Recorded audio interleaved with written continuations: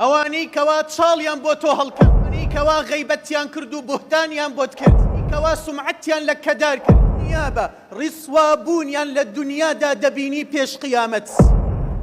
باش بزانە کە تۆی موسڵمان مادەم لە دنیادا دەژیت دڵنیابە ناحەقیەکی زۆر ڕوبەڕوود دەبێتەوە.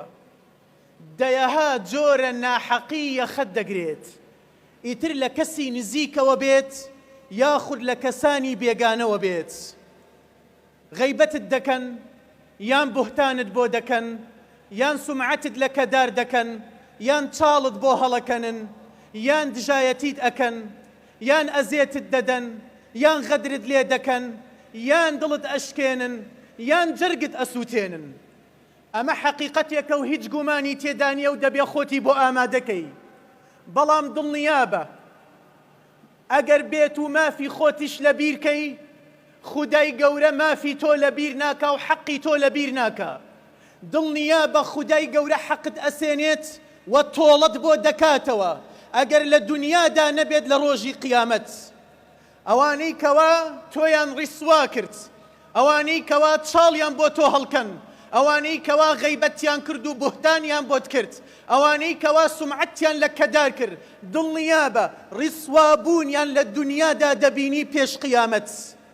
زۆر جار ڕیسوابوونیان لە دنیادا دەبینی پێش قیامەت. بۆیە دڵنیابە پەروەردگارمان خۆی دەفەرمێت ئەلەیس الله بعەزیز ذی انتقام.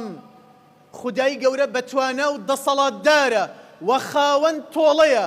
خودای گەورە خاوەن تۆڵەیە، تۆڵەت بۆ دەکاتەوە و حەقی تۆ دەسێنێت لەو کەسانی کەوا زوڵمیان لێت کرد، لەو کەسانی کەوا مافتیان خوارد، لەو کەسانی کەوا چاڵیان بۆت هەڵکەن. ئەلەیس الله بعەزیز ذی انتقام.